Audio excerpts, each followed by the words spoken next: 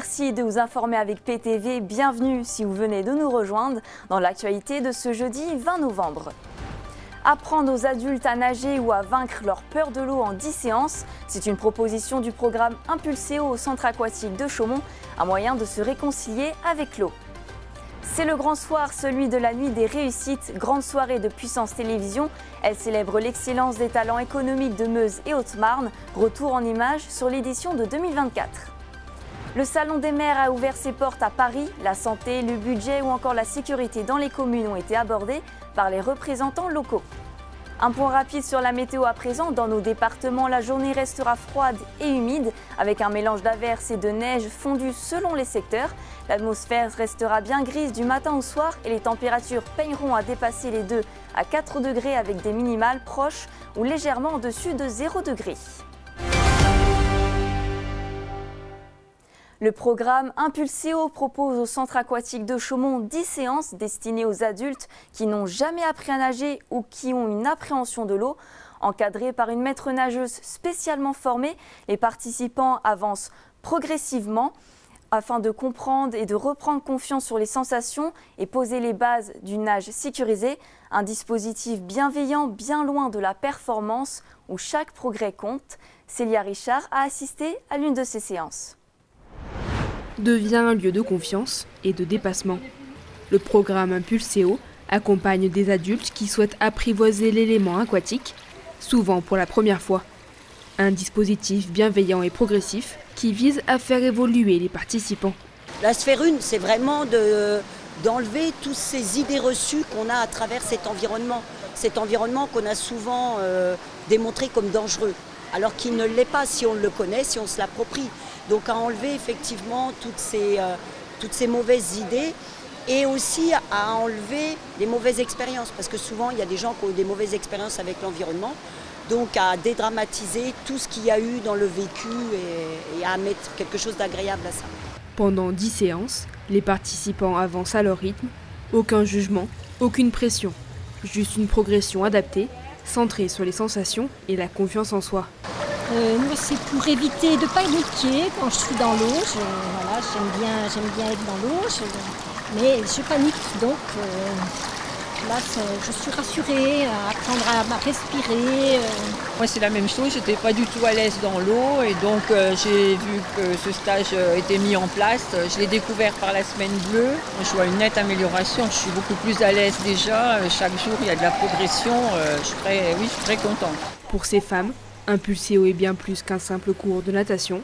C'est une parenthèse, un espace où l'on apprend à dépasser ses appréhensions et parfois même à se dépasser soi-même.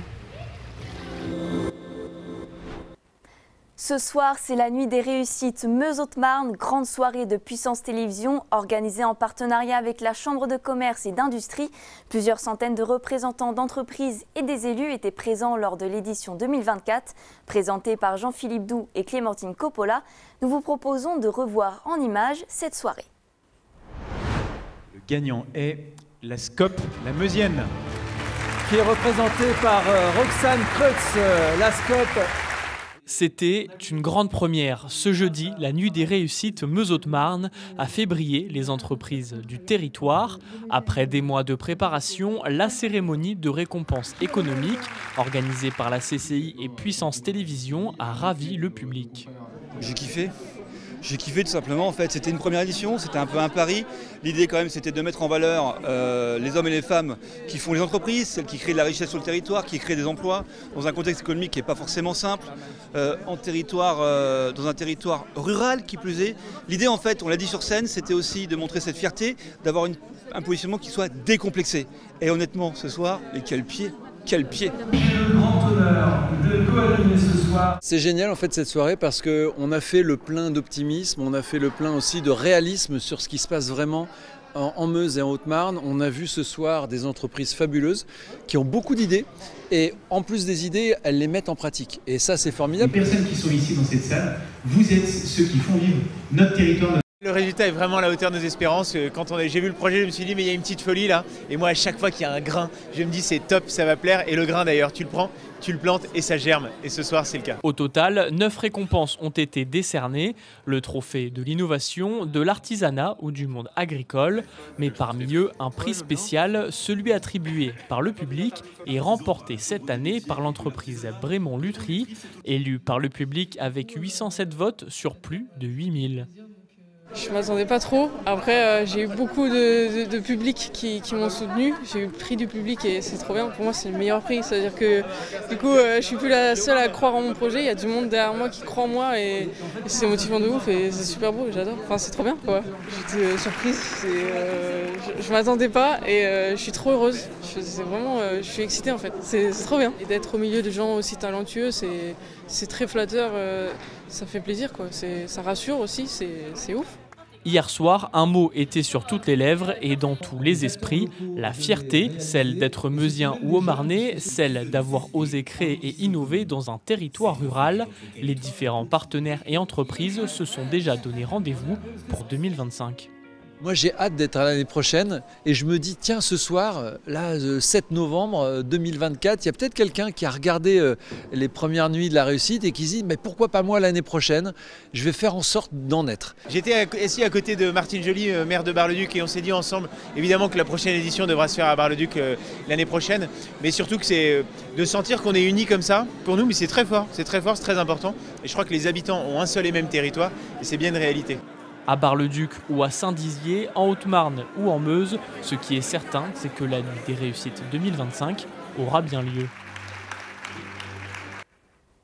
La nuit des réussites 2025 se déroule à la Barroise de Bar-le-Duc et sera diffusée en direct à 19h30 sur Puissance Télévisions. L'événement sera présenté par Jean-Philippe Doux, célèbre animateur du groupe M6, et Clémentine Coppola, rédactrice en chef de Puissance Télévisions. Depuis le mardi 18 novembre, le Salon des maires a ouvert ses portes à Paris, un événement qui permet aux représentants locaux des départements français de venir échanger, trouver des solutions ainsi que des idées pour leur commune. Plusieurs thèmes ont été abordés comme la santé, le budget ou encore la sécurité dans les communes. Léo Martin était sur place. C'est un événement attendu chaque année par de nombreuses municipalités. Le Salon des maires est de retour. Et pour cette 107e édition, au Parc des Expositions de Versailles, encore plus de stands et de participants. Des centaines de municipalités et de représentants locaux se sont déplacés pour ce salon.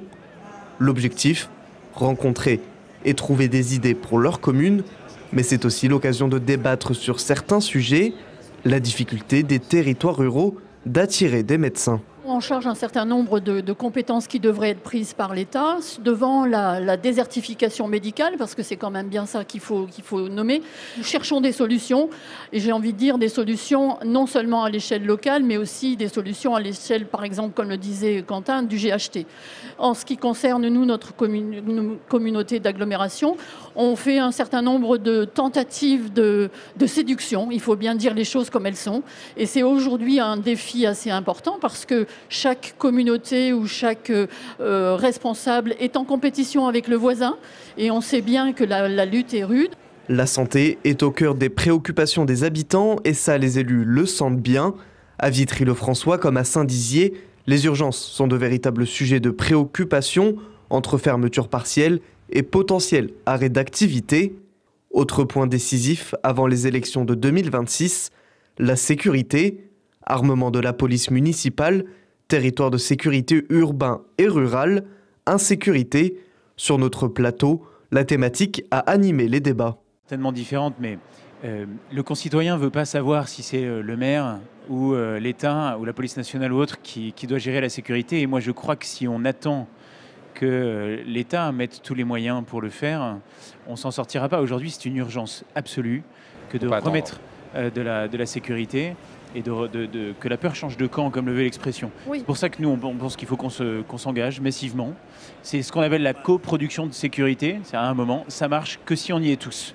Et donc nous, notre police municipale doit s'engager, vous l'avez dit, on l'a armée, on a augmenté son nombre d'effectifs. C'est exactement le sujet du territoire de sécurité urbain et rural, sur lequel on a débattu ensemble d'ailleurs avec Jean-Pierre Bouquet. C'est jusqu'où devons-nous aller? Et c'est vrai qu'il faut qu'on trouve le juste milieu. On ne doit pas faire le travail à la place de l'État. Et pour autant, on a quand même une part du travail qui doit être fait. Les participants ne pouvaient éviter le sujet qui fait grincer les dents ces derniers temps, la question des budgets.